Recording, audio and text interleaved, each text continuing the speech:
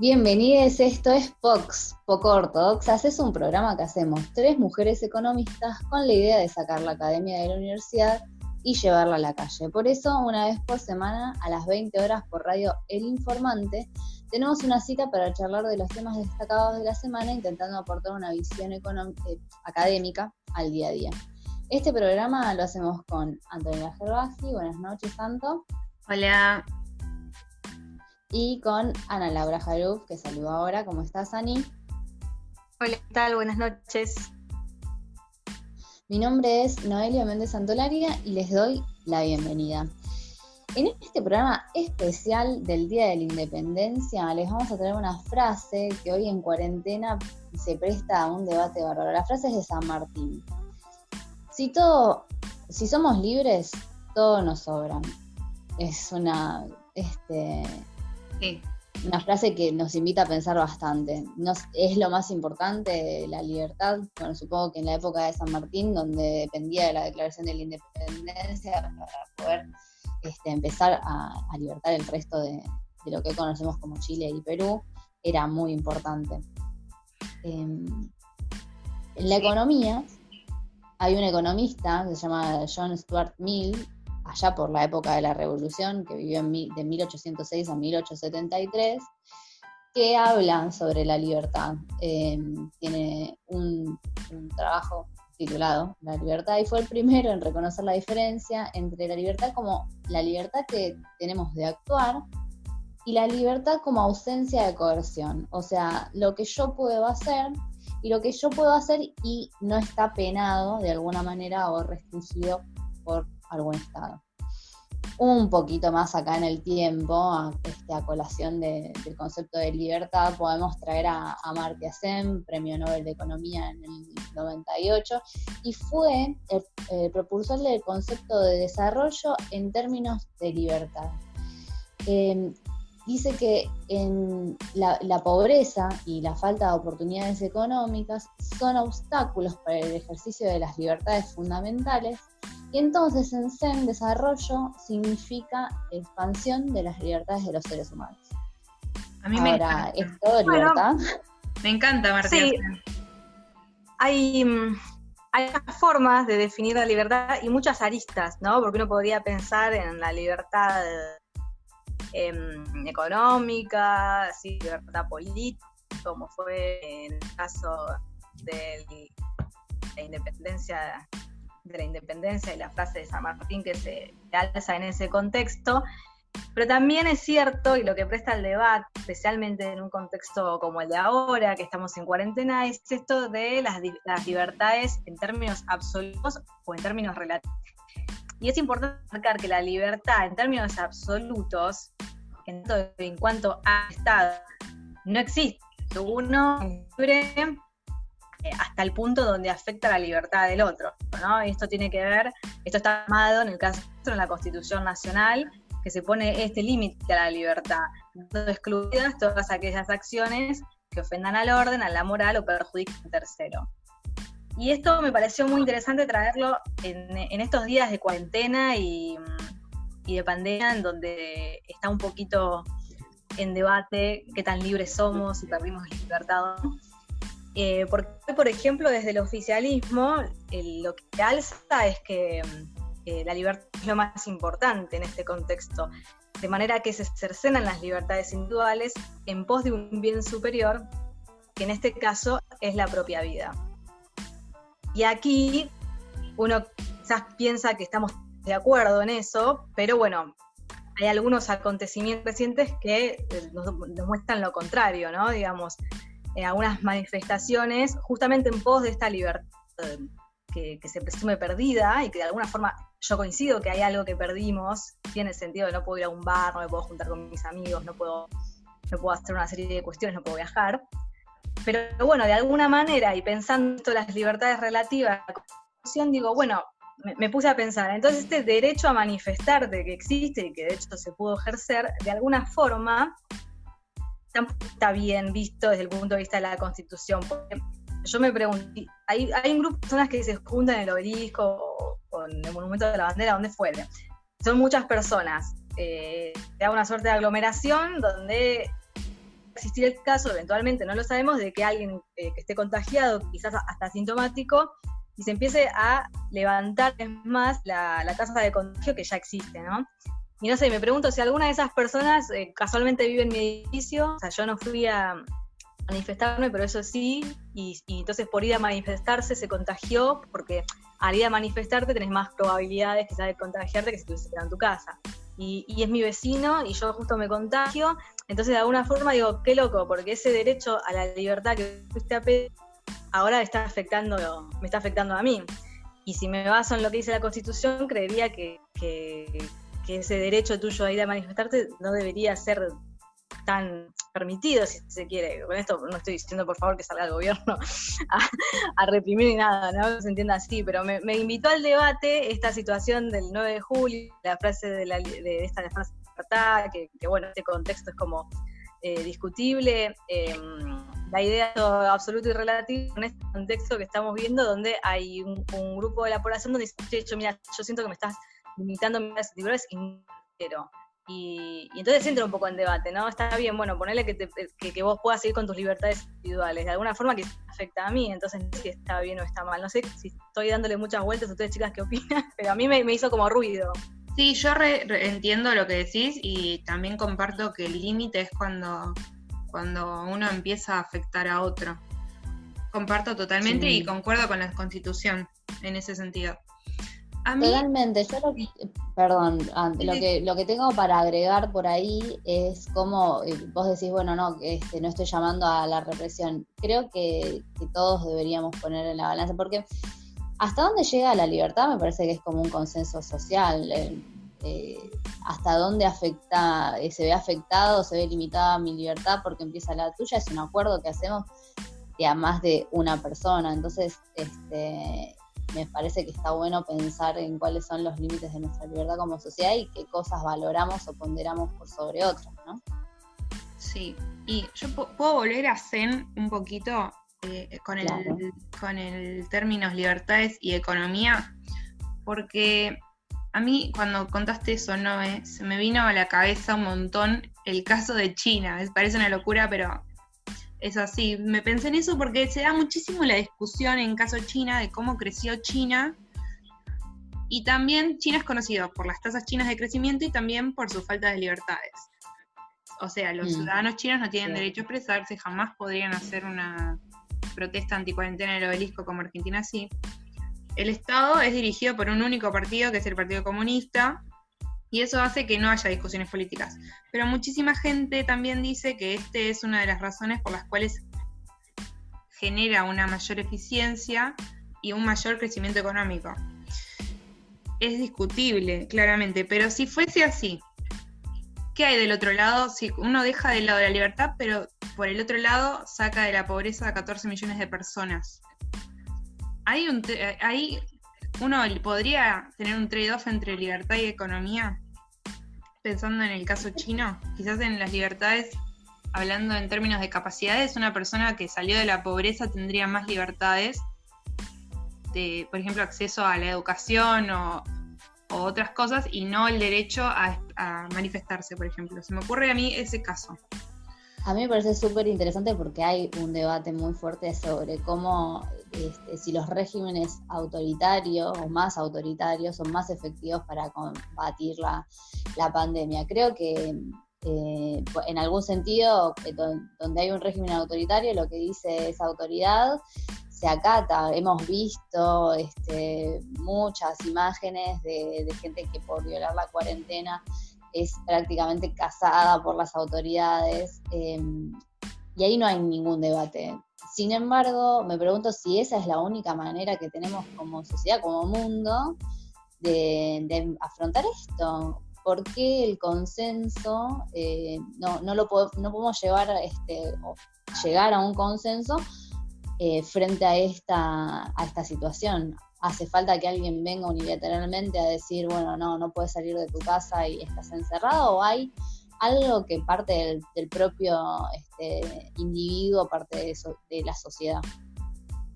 Sí, yo como que lo que quería señalar es que uno puede tener libertades, puede tener derecho a expresarse en el obelisco y todo lo que quieras, pero si después no tenés nada más, o sea, no podés acceder a una educación ni a una salud y sos libre realmente, yo ahí estoy con Zen, 100%. Claro, Es la más posibilidad allá. real de ejercer la libertad, ¿no? Eso Sí, totalmente. Yo igual creo que no, me parece que no hay un trade-off entre economía y libertad. De hecho, o sea, el caso de China es muy paradigmático y por ahí va en contra de esto que voy a decir, pero me parece que ni todo es desarrollo económico, o sea, no solo de pan vive el hombre, ni la única manera de construir cosas es mediante un régimen autoritario. No, eso seguro, ni hablar. Bueno, ¿les parece, chicas? Pasamos al siguiente tema que también tiene que ver con las libertades, pero más enfocado a un área. Dale.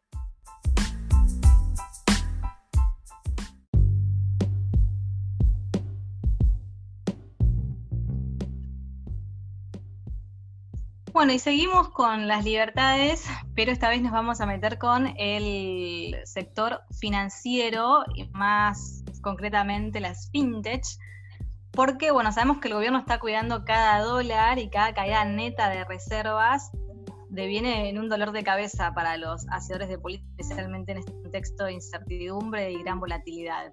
En este marco se están implementando una serie de medidas que apuntan a salvaguardar los dólares y especialmente a morigerar acciones sospechosas, por decirlo de alguna forma. Una de ellas tiene que ver con una decisión de la UIF. La UIF es la Unidad de Información Financiera, que busca recabar información sobre todos aquellos que operen en el mercado de criptoactivos con el objetivo de ver quiénes son y cuánto dinero operan. El foco se le está poniendo a este tipo de mercados, tiene que ver con el elevado volumen de operación que están teniendo. Se estima que parte de eso se debe al contexto de pandemia, a los controles en los mercados clásicos, digámoslo, pero también está creciendo la confianza de que parte de este mercado está dirigido a financiar narcotraficantes y terroristas. Esta decisión no es aislada ni alocada, sino que se enmarca en las recomendaciones de instituciones internacionales. Estamos hablando de Gafi, que es un grupo de acción financiera internacional, y Egmont, que es unidad de inteligencia financiera también. Y estas instituciones instan a todas las web del mundo a poner los recursos posibles para evitar fraudes en estos nuevos mercados. ¿Sí? Sabemos que cuando nace un nuevo mercado, la ley siempre va detrás. Es muy difícil llegar, siempre hay un periodo de no regulación, llamémoslo. Entonces, bueno, lo que instaron es a aumenten y amolden las reglamentaciones para este tipo de mercados. Y de alguna forma la UIF sospecha de que este elevado monto de las operaciones en los últimos meses tenga que ver más bien con maniobras de lavado de activos. Sí, todo lo que es mundo cripto siempre está con un velo de ilegalidad, digamos. Siempre está como pensado que está, como dijiste vos, terrorismo, a veces lavados, tal cual. Y otra noticia que voy a contarles que está pasando, y a mí me llamó un montón la atención porque ya están cerrando el grifo de los dólares al nivel más micro, digamos, es que los bancos comerciales están limitando las cuentas que demuestren comportamientos sospechosos. ¿Qué es comportamiento sospechoso? Vamos a aclarar. Vieron que cada persona puede comprar $200 por mes, si tiene una cuenta, un salario en blanco, etc. Bueno, parece que había personas que se hacían de sus $200, pero todavía les daba para seguir comprando. Hablaban con un conocido, amigo, y le decían, ¿vos podés comprar tus $200? Si la otra persona no tenía capacidad para comprarlos, le decía, yo te compro tus $200 y me los das a mí. ¿Se entendió el procedimiento, chicas? ¿Lo expliqué bien? Sí, entonces, correcto. Esto no es legal. Cada persona no puede, o sea, si vos tenés un amigo que está más ajustado, no podés decirle, toma pesos, comprame los dólares en tu cuenta y me los giras a mí. Eso es a lo que llamamos, que les conté recién, comportamientos sospechosos. Lo que a mí me llamó la atención es que el Banco Central y los bancos comerciales estén atrás de estos dólares, estos $200. Se descubrió también que los movimientos no eran así como aislados. Parece que hay un volumen de estas operaciones que está creciendo y los bancos ya habrían advertido a sus usuarios de que eso no se podía hacer, pero se ve que continuaron estos usuarios y los bancos tuvieron que empezar a inhabilitar esas cuentas hasta que el usuario pueda explicar esos movimientos. Es un poco... Sintonía fina, como decía. Sí, como tenés que ir a ver los movimientos de las cuentas y ver que la persona le giró los pesos, después la persona a la que le giró los pesos compró $200 y le volvió a pasar los $200 a la persona que le había girado los pesos. No sé si, perdón, pero la inhabilitación de la cuenta es la cuenta en dólares, con lo cual me parece que lo que está llamando la atención es que haya un movimiento superior a $200 en una caja de ahorro. Quizás no están siguiendo el pago en pesos que le hace uno al otro, sino el hecho de que uno en vez de tener 200 en un mes tenga 300 eventualmente. Claro, pero eso se hace, no, o sea, las personas pueden comprar 200 y los otros, lo que venga además de arriba de los 200 serán transferencias en dólares de la cuenta que le pasaste los pesos, sería. Exacto, lo que digo es que no sé si están viendo lo que pasa en la ADP, digo, es como que me parece más fácil de distinguir, es agarrar una cuenta en dólares y ver cuántos ingresaron un mes, te das cuenta que superó los 200 y ahí decís, bueno, acá está pasando algo. Es muy fácil, o sea, hoy... Sí, pero es muy fácil también escaparte de esto. Es muy fácil escaparte de esto, porque chicas, pensemos que vos le das los pesos a la otra persona compra los dólares, los saca en efectivo y te los da en efectivo. Ahí es donde registras la transferencia. Y bueno, vas a tener que dar alguna explicación de dónde sacaste los fondos, porque si vos no tenés un empleo en blanco y recibís una transferencia todos los meses, para los bancos a nivel micro es como muy fácil detectar esa operatoria. O sea, si lo quisieran hacer, podrían hacerlo y de hecho me parece que están tomando acciones al respecto. Exacto. No, pero te digo algo más. Ahora estas cuentas fueron inhabilitadas, ¿no? Porque hoy ya vi varios en Twitter, ayer también quejándose de esta decisión. Entonces, a esas personas que inhabilitaron la cuenta, no sé igual cuánto tiempo tarda, pero vamos a suponer que sí. Entonces, el mes que viene esa persona ya no puede acceder al dólar oficial. Claro, por más que tengan recado, ¿entendés? Entonces, ahí tenés como un castigo, no sé cuánto durará esto de la inhabilitación, desconozco. Pero... digamos, la desmotivación para operar en esto es esto, que si te inhabilitan la cuenta, bueno, vas a tener que ir sí o sí al Blue, donde igual el dólar está casi el doble. Sí, bueno, la regulación es bastante sencilla en lo que es el sistema bancario, pero ahora nos vamos al shadow banking, que me gusta, o la banca en la sombra, como traduciéndolo al español.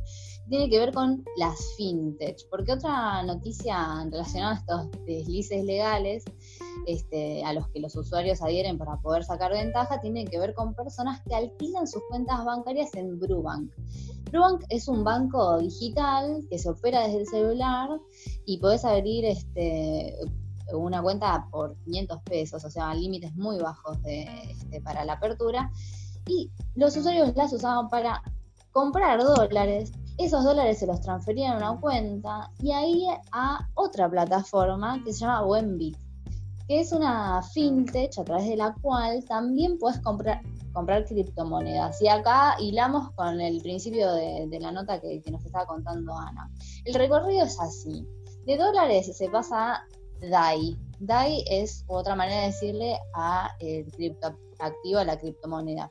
Y de ahí lo haces efectivo, sacando una diferencia. Si bien ese mecanismo no es ilegal, o sea, la compra de las criptomonedas no es ilegal, lo que sí llama la atención y que está mal es alquilar una cuenta para poder hacer esta operatoria. Claro, ¿sabes qué? ¿Puedo meterte ahí un comentario? ¿Se acuerdan de las madres que alquilaban sus bebés para hacer colas de bancos? No sé si pero esto, o sea, la gente alquila su cuenta por nada, por $500 me parece que escuché que alquilaban su cuenta para que alguien compre los dólares en su cuenta. Esto es peor que lo anterior. O sea, está en Argentina, esto no pasa en otro país. Sí, perdón, bueno. Quería hacer una aclaración porque quizás se entendió mal. No es que la apertura de la cuenta sale 500, sino que es como que yo tengo una cuenta de Brubank y le alquilo a un X, dame $500 y te dejo operar y comprar dólares por acá. Perdón, creo que mucha gente abrió cuentas por el IFE en Brubank también, porque era muy fácil de abrir, algo así. Uh-huh. Bueno, son las bondades que tiene este tipo de financiarización, atada a la tecnología y con muchas menos regulaciones, pero del otro lado, bueno, hay un balance que hacer.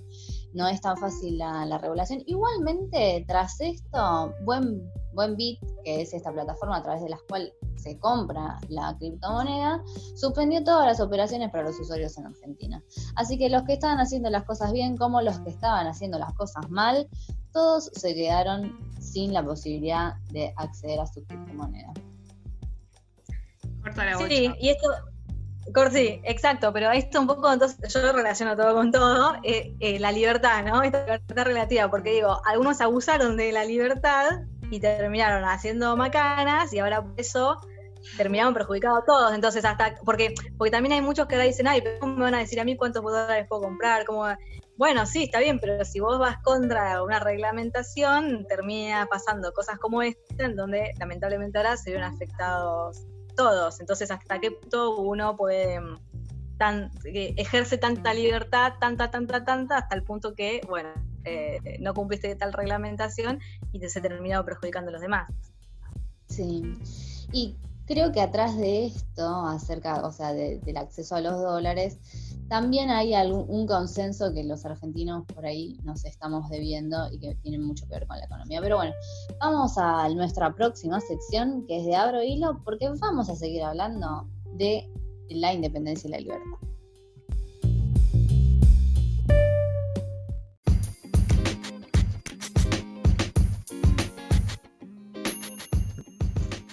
Bueno, seguimos con el especial Día de la Independencia en Pop, y para conmemorar este 9 de julio vamos a traer un plagio que se viralizó en las redes sociales. El intendente de El Carmen, en Jujuy, Alejandro Torres, le mandamos un saludo, se robó el discurso de la película Día de la Independencia y lo dijo en su acto de 9 de julio allá en Jujuy. El intendente copió y pegó, básicamente, el discurso de la película para el acto, y obvio que las tuiteros se dieron cuenta, porque siempre hay un nerd fan de estas películas que se las sabe los diálogos de memoria, y lo pescó, digamos que lo pescó. Pero chicas, o sea, cerremos todo, perdón, pero es algo como que digo, agarrar el discurso de una película, es como... No, pero escuchá esto. Algunas palabras que llamaron la atención, porque esta película, para los que no la vieron, es de alienígenas que invaden Estados Unidos en el 4 de julio, que es el Día de la Independencia de Estados Unidos, y van a la Casa Blanca. Alienígenas, chicas. ¿Ok? Entonces, algunas palabras del discurso llamaron la atención, porque el intendente en el discurso arengó como a luchar una vez más por la libertad y no morir sin pelear. O sea, pará un poco. Y hizo un paralelismo con el COVID. Yo me lo imagino copiando y pegando Control-C, Control-V en el Word y después Control-L, que es buscar y reemplazar, donde diga 4 de julio cambiar por 9 de julio. Me lo imagino así. Esto es una locura. Podemos pensar que es un fan de la película por ahí el intendente. Ay, no, eso es muy buena, la verdad. Sos demasiado buena, pero no se tomó el trabajo, ¿entendés? Ni siquiera Pero paren, esta persona no tiene a alguien responsable de comunicación, porque quizás es pobre. La persona hizo Control-C, Control-V o el intendente, no lo sabemos. No sabemos si... O mirá si le dijo, tengo una idea súper original, ¿por qué no copiamos el discurso de tal película? Es súper emotivo. Pero bueno, dale, en algún momento, ¿no? Ese brainstorming no te lo robo, No, yo no. Aparte, no morir sin pelear, ¿te parece? Me parece turbio. O sea, puso donde diga Estados Unidos reemplazar por Argentina y donde diga enemigo reemplazar por coronavirus. Para mí fue así. Este señor nunca se imaginó que alguien se iba a dar cuenta de este copy-paste. Pero internet no te deja pasar una. O sea, el archivo no lo resiste nadie. Así que bueno, ahora les voy a leer unos tweets sobre este episodio que bueno, fue trending topic durante todo el día. Así que les voy a empezar a leer. El usuario se llama FosmeCulanito. @fulanitocosme, dice: yo me imagino, buscó en Google discurso de la independencia y le salió eso, probablemente. Después Walter 50550282 dice: malditos nerds de la película de Aliens, saben los diálogos de memoria. Y sí, la verdad que siempre hay un nerd ese va con mi teoría. Ese sí, tal cual. Igual yo soy como el intendente, jamás me hubiera imaginado que alguien se iba a dar cuenta, pero internet no te deja pasar una. Habrá dicho, si pasa, dijo. Claro, sí, el no intendente les fue somos acá. todos en algún momento. Sí, no, hay que ver cuánta gente fue al acto y justo uno sabía. Pero bueno, hay que estar preparados para todo. Esto es así. Seguro. Sí. Bueno, esto me hace un poco acordar, o sea, haciendo un paralelismo, pues yo todo te lo llevo a la economía, de las soluciones que a veces nuestro país quiso importar o copiar del extranjero. De solucionar problemas argentinos con soluciones estadounidenses, por decirlo de alguna manera. Sí, transferir experiencia sale mal en general. No, sí. O extranjeras, no sé, bueno, como que en Estados Unidos nacen muchas ideas, pero sí es cierto que dentro de la economía, por lo menos de la economía, probablemente de alguna otra ciencia también, pero no puedo hablar de eso, hay paradigmas que exceden los límites nacionales. Entonces cuando de repente arranca un nuevo paradigma después de alguna crisis, llamémoslo que pasamos de la ortodoxia a la heterodoxa, pasamos de un estado más presente a un estado ausente, son ideas que no quedan, puede haber casos aislados de un país, como ya mencionaba en el caso de China, por ejemplo, que sigue un modelo distinto al de la mayoría, pero en términos generales se dan como oleadas donde se implementan políticas similares. Por ejemplo, cuando fue lo del consenso de Washington en 1989, esto obviamente sale en Estados Unidos, de alguna forma se traspola para otros países, en este caso también Argentina, voy a decir, fue víctima de los países desarrollados, claro, fue víctima de los países. Sí, se vino como una etapa de el FMI más presente, Banco Mundial, donde se buscaba una estabilización macroeconómica. Veníamos obviamente bastante golpeados a través de la liberalización económica con respecto al comercio, también con respecto a la inversión, un Estado más ausente, como les decía, se vino también la ola de privatizaciones y la expansión de las fuerzas de mercado dentro de la economía interna. Eso fue una oleada igual, como les decía, no solamente para Argentina, son como políticas que de repente se empiezan a implementar en distintos lugares, después falla y otra vez se vuelve a otro tipo de política y así como que estamos dando vueltas, ¿no? Yo creo que no toman en cuenta las particularidades de cada país y ahí es donde no funcionan. Es como, lo puedo mencionar con el tema de, acá en Argentina una vez se intentó implementar la ley de coparticipación de Australia. Y lo que dijeron los argentinos es traigan a los australianos a vivir a Argentina y ahí quizás funcione, pero no va a funcionar en Argentina si no tienen en cuenta las características de nuestro país. Sí, yo tengo un dato también con respecto a la ley que rige la minería, que es medio un copy-paste. Pero yo lo último que les quiero tirar, como para que lo pensemos, es que en realidad la economía argentina tiene unas particularidades que se pueden extrapolar al resto del mundo. Creo que deberíamos hacer el camino inverso. Esta no es una idea mía, sino que es una idea de un sociólogo que vino a estudiar la crisis del 2001, se llama Hélène Touraine, y muy influyente en la política argentina, que dice que el problema con Argentina es su inserción en el mundo y en la globalización, y me parece que, a mí no, a él le parece que tendríamos que mirar con mucha atención lo que pasa aquí porque puede pasar al resto. Así que bueno, los dejamos para que en el próximo bloque tengamos el honor de recibir a Gabriela Margal, historiadora, que nos encanta en Vox y que tiene mucho para contarnos. Pero antes las dejamos por un tema.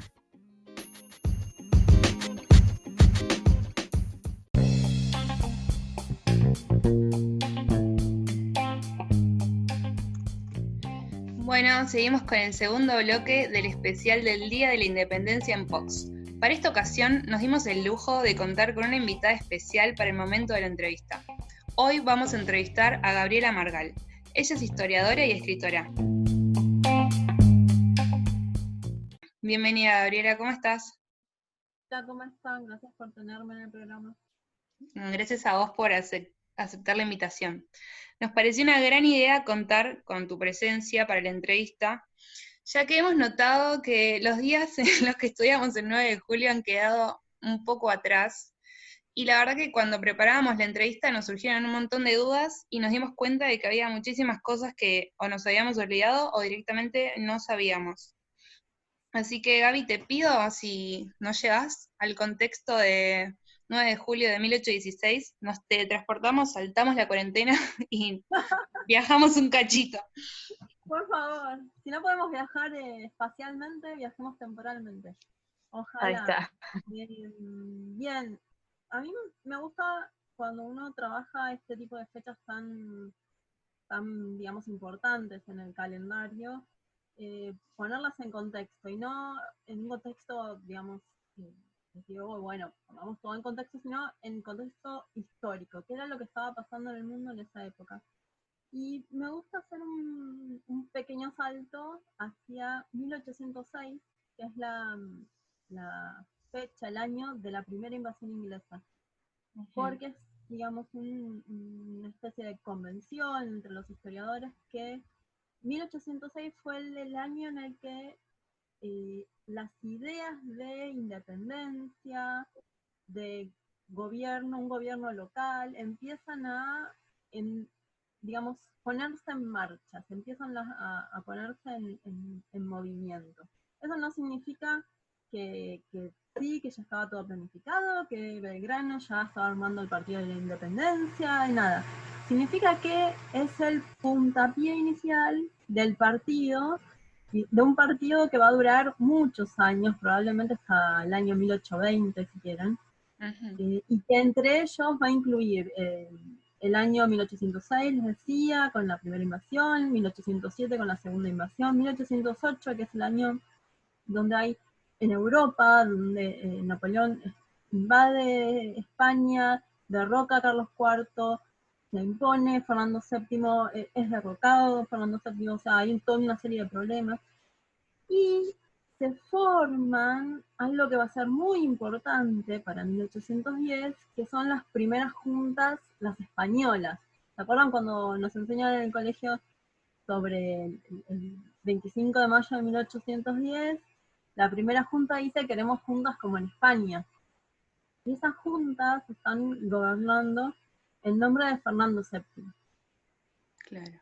Y eso, el 26, digamos, llega el 1810, llegan nuevas noticias de Europa, Napoleón controlando toda la región, y el 25 de mayo es una serie de sucesiones, ya ahí es una suerte de micropolítica, no microhistoria, sino de micropolítica, de cuestiones a nivel micro que hacen que sea el 25 de mayo y no otro día, en donde efectivamente se forma el 25 de mayo de 1810 un gobierno con políticos locales. Ahora bien, ¿cómo llegamos al 1816 y la independencia?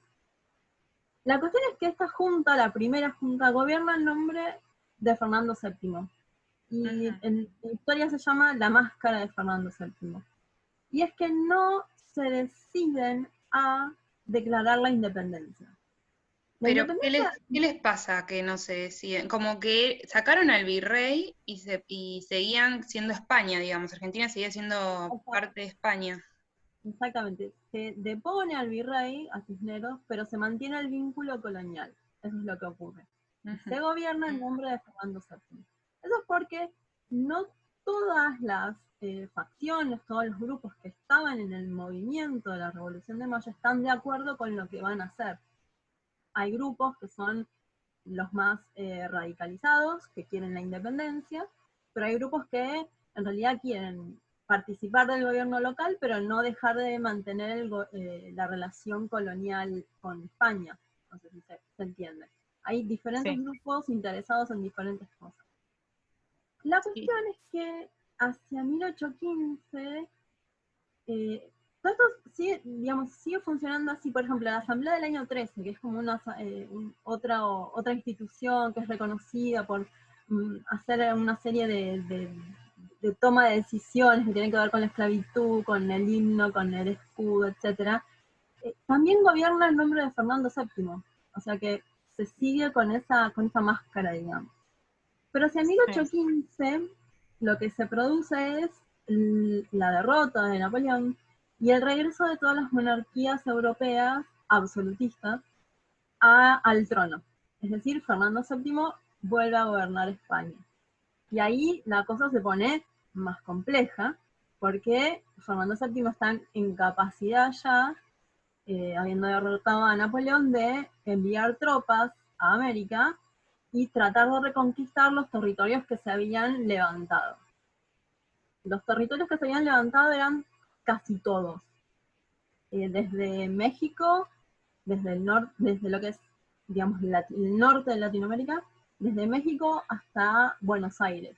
Todos los territorios se habían levantado. La única revolución que seguía en pie era, si no me equivoco, la de Buenos Aires. Hay un país que va a seguir en pie, independiente, que es Paraguay, pero ellos no tienen revolución, sino que su revolución se desprende de la de Buenos Aires. Entonces les decía, hacia 1815 se toma definitivamente la decisión de convocar un congreso que se va a reunir en Tucumán. Entre otros, por ejemplo, estaba San Martín, gobernador de Mendoza, diciendo, convocan un congreso, declaren de una vez la independencia, por favor, así yo puedo de una vez avanzar y hacer un plan, que es el plan continental que tiene San Martín, avanzar sobre Chile, avanzar sobre Perú, y pelear contra las tropas reales. Entonces, se convoca este congreso, el congreso creo que se reúne en marzo, y recién en julio se deciden finalmente a declarar la independencia de España, y unos días después agregan y de toda potencia extranjera, porque había otra potencia extranjera que estaba metiendo sus manos, y era Inglaterra. Definitivamente Inglaterra tiene una gran influencia en la independencia de lo que son las Provincias Unidas del Río de la Plata, pero tenía un problema Inglaterra, y es que estaba aliada con España. Pero espero ser clara. Pero tenía ese problema Inglaterra. No podía reconocer la independencia de las Provincias Unidas porque tenía una alianza con España. No podía romper esa alianza reconociendo la independencia de las colonias. De hecho, lo va a hacer muchísimo tiempo después. Sí. ¿Se entendió? ¿Se entendió el Sí. recorrido? Ahora sí. Y Ahora sí. tan largo es porque romper un lazo colonial, y en esto me refiero a un lazo político, un lazo económico, un lazo social, es muy complejo. Y si no hay un ejército capaz de sostener esa ruptura, de sostener esa revolución, lo que viene después es la muerte. O sea, cuando pongamos, por ejemplo, Belgrano, o digamos, los que están en la primera junta, Moreno, o los primeros, digamos, Beruti, French, todos los que están, los revolucionarios de Mayo, estaban poniendo el cuerpo. Y la cosa se complica si de repente empieza a avanzar un ejército del otro bando y uno no tiene con qué hacerle frente. Por eso es necesario que venga San Martín, por eso es necesario armar un ejército, por eso es necesario que la cuestión se ponga más en una cuestión de guerra. Hay un libro muy famoso, no sé si lo escucharon alguna vez, que se llama Revolución y Guerra. Es una especie de libro horroroso que tenemos que leer los historiadores, pero cuyo título nos sirve mucho, porque es, una vez declarada la revolución, una vez hecha la revolución, lo que viene es la guerra, porque España no va a querer que las Provincias Unidas intenten esa ruptura del lazo colonial. Es que también seguro, me imagino, nosotras como economistas queremos ver el lado económico, ¿no? Seguro que había un montón de intereses ahí atrás. No es que había intereses, la cuestión era económica. El lazo colonial es un lazo económico y político, pero lo político está sosteniendo lo económico, es decir, la explotación del territorio de las Provincias Unidas, o lo que es ¿cómo se llama? El Virreinato del Río de la Plata, es una explotación económica, sobre todo centrada en una región que es lo que se llama el Alto Perú, en donde había una mina de plata gigantesca llamada Cerro de Potosí, y alrededor de este Cerro de Potosí y de la ciudad se articulaba la economía colonial. Y Buenos Aires era un lugar por donde se realizaba la salida de la plata potosina. Para sostener este vínculo colonial, económico, no se hace sencillamente porque alguien viene y dice, ¿qué te parece si yo me pongo a excavar la mina y sale por acá la moneda? No, esto hay que sostenerlo a través de la política, del gobierno, y cuando la gente no quiere, de la violencia, básicamente. Claro, Entonces ahí se claro. establecen los regimientos, los soldados, lo que viene a ser todo lo policial. Pero el vínculo colonial en sí mismo es económico. Exacto. Bueno, queríamos charlar un poco porque si hablamos de independencias, hay, como vos mencionaste, hay independencias que tardan más que otras y particularmente creemos que por ahí la independencia de las mujeres llega un poco más tarde en términos del paulatino acceso de los derechos de las mujeres. ¿Cuál era la situación en materia de derecho para las mujeres en la época de la independencia y a quienes como destacarías dentro de este proceso de revolución? A ver, pensar en términos de derechos legales es complejo porque, digamos, lo que se llama leyes de Indias y todo eso tenía que ver con España, y la verdad es que su cumplimiento o no era bastante relativo. Si uno se pone a analizar lo que podían hacer las mujeres en ese momento y lo compara con lo que pueden hacer después con un código que es famoso, que es el Código Vélez-Sarsfield, por ejemplo, que ya es de ya una república argentina conformada en la década de 1860, yo diría que las mujeres tenían más derechos, es relativo, pero tenían una serie de derechos que no van a tener, por ejemplo, en 1860. Con lo cual uno, digamos, tiene como la idea de que siempre los derechos son hacia adelante, ¿no? Que avanzan. Y avanzan, pero es Pero el un Código de ida y Bellezar vuelta. en realidad fue un código que en términos de derechos de la mujer es un retroceso gigantesco, porque básicamente pone a la mujer casada como un infante, dependiente de su marido. Eso es lo... ¿Eso hacen en 1860? No, no es 1860, es hacia fines de la década de 1860. No quiero errarle a la fecha. No, por favor, pero no conocía esto. O sea que fueron perdiendo derechos a medida de que se pasaba el tiempo. No es que existieran derechos de la mujer en las leyes de Indias o lo que se hereda. Piensen que cuando se hace la revolución, digamos, cuando se hace la independencia, 1816, supuestamente habría que hacer un nuevo código de leyes que gobernaran o que rigieran sobre las nuevas provincias unidas. El problema es que, si ustedes recuerdan, 1820 hay algo que se llama anarquía del año 20, y es que en realidad no existe un Estado, tal cual lo podemos considerar, un Estado que sobreviva al virreinato del Río de la Plata. Entonces, en realidad lo que sobreviven son lo que en historia llamamos estados provinciales. O sea, el estado de Buenos Aires, el estado de Santa Fe, el estado de Salta. Y es complejo, lo sé. Porque el virreinato del Río de la Plata se desmorona. Y la conocida pelea entre unitarios y federales es que no es posible conformar un estado unificado después, o sea, que sea heredero de ese virreinato del Río de la Plata. Durante algún tiempo va a estar Rosas con las facultades extraordinarias y con la representación ante el extranjero, pero no existe un Estado unificado, no existe una República Argentina como tal, y solo va a existir, yo antes mencionaba, ¿no? la década de 1860, solo va a existir a partir de 1860. Por eso es posible en ese momento hacer un código de leyes. Pero me preguntaban sobre los derechos femeninos. Lo que yo decía es, no existe algo pensado como las mujeres tienen estos derechos. Hay cosas que las mujeres pueden hacer. Podían firmar documentos económicos, por ejemplo. Podían firmar documentos legales. Podían declarar ante la justicia. Aunque, por ejemplo, podían negarse por una cuestión de honor. Una cuestión de que eso declarar ante la justicia ponía su buen nombre, o su presencia, o su reputación en la sociedad, se ponía en juego. Entonces podían negarse.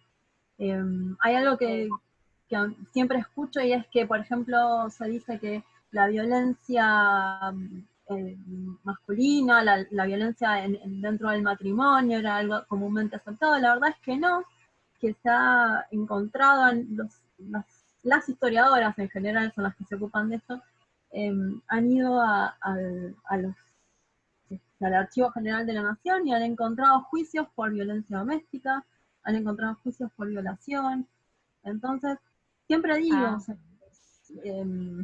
como decir, los castigos a veces eran irrisorios, pero que ya el hecho de que se pudiera denunciar, que existiera la capacidad de denuncia, es algo llamativo. Y eso estoy hablando si yo no me lo imaginaba. del siglo XVIII y principios del siglo XIX. Chicas, les recomiendo un libro. Sí, please, por favor.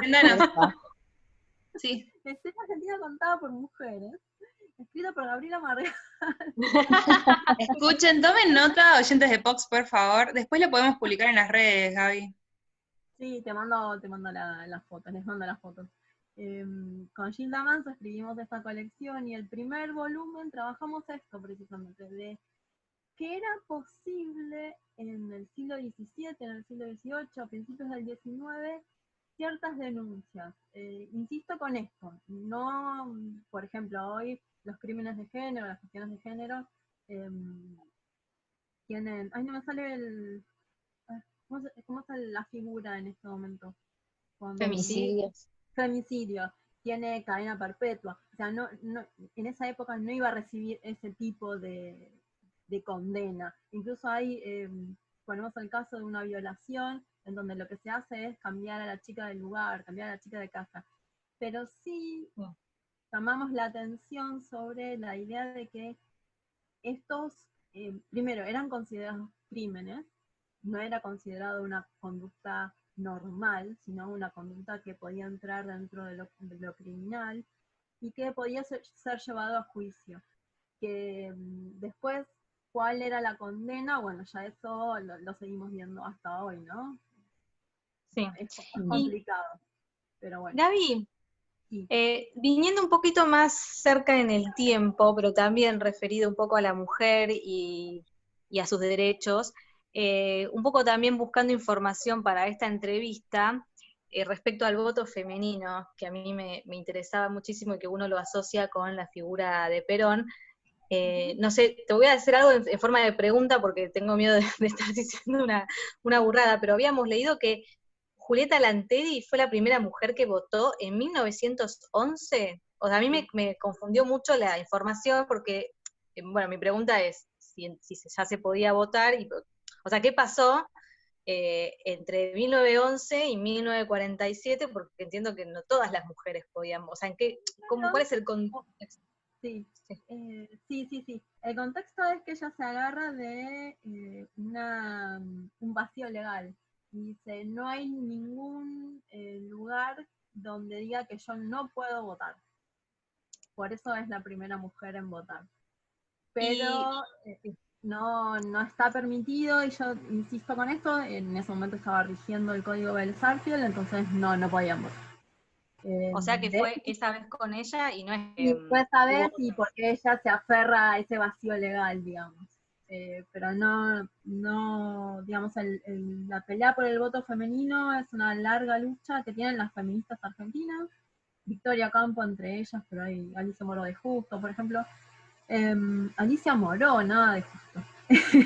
Moró, punto. Me gusta.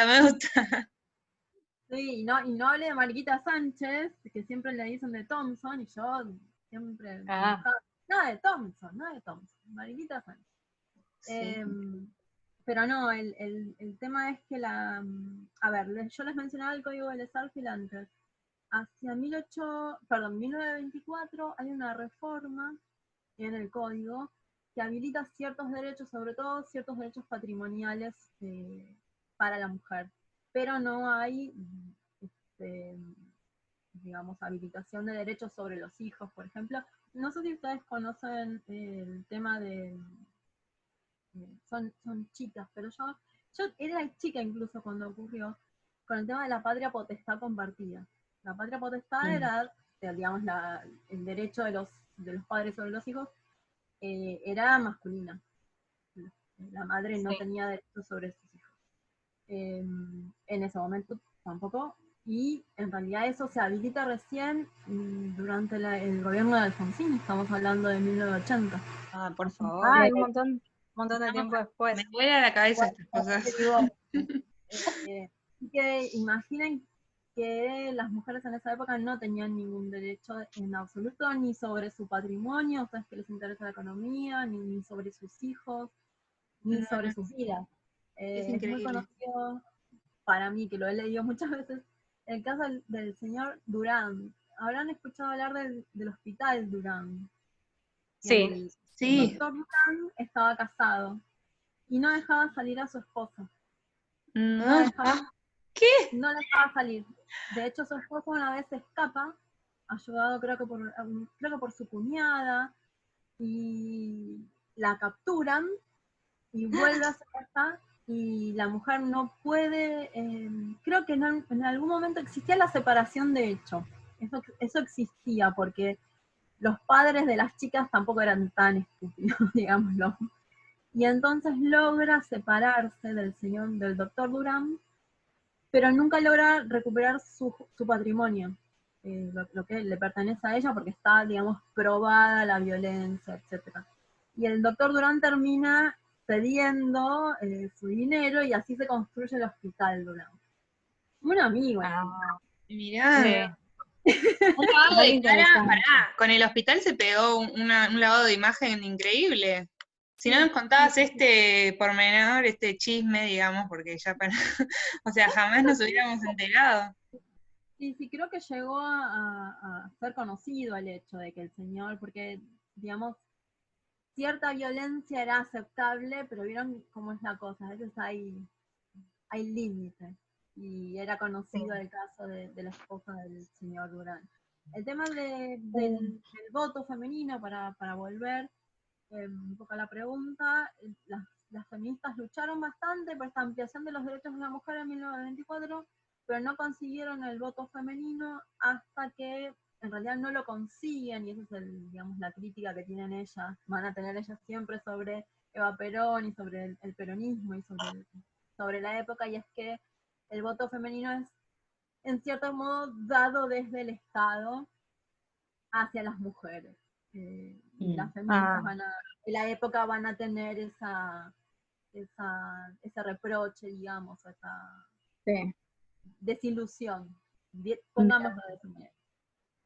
Gaby, bueno, nos parece interesantísima la charla, lamentablemente nos estamos quedando sin tiempo, pero bueno, nosotros disfrutamos muchísimo de esta conversación, y además quiero comentarle a nuestros oyentes, o recordarles, si ya lo saben, que además sos escritora. Yo he leído algunos de tus libros que me encantan. Son novelas románticas, pero ambientadas en la época. ¿Está bien descrito así? Sí, son novelas histórico-románticas. Algunas son más históricas, otras más románticas. Depende de cómo ande yo ese año. Bueno, a mí me encantan y siempre recomiendo, así que podemos hacer un posteo, chicas, después con Historia Argentina contadas por mujeres y con algunas de sus novelas también. Así que bueno, Gaby, te mando un fuerte saludo, muchísimas gracias por participar. Muchísimas gracias a ustedes por invitarme, un beso. Gracias. Un beso. Chao.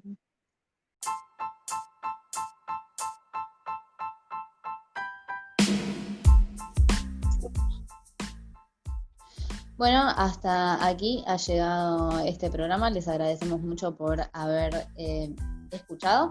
Esperemos que lo hayan disfrutado tanto como nosotros. ¿Dónde nos pueden seguir, Anto? Nos pueden seguir en Instagram y Twitter como Poco_Ortodoxas. Nos pueden escuchar en Spotify como Poco Ortodoxas, y YouTube también Poco_Ortodoxas. Buenísimo, muchas gracias por estar del otro lado. Nos vemos la semana que viene.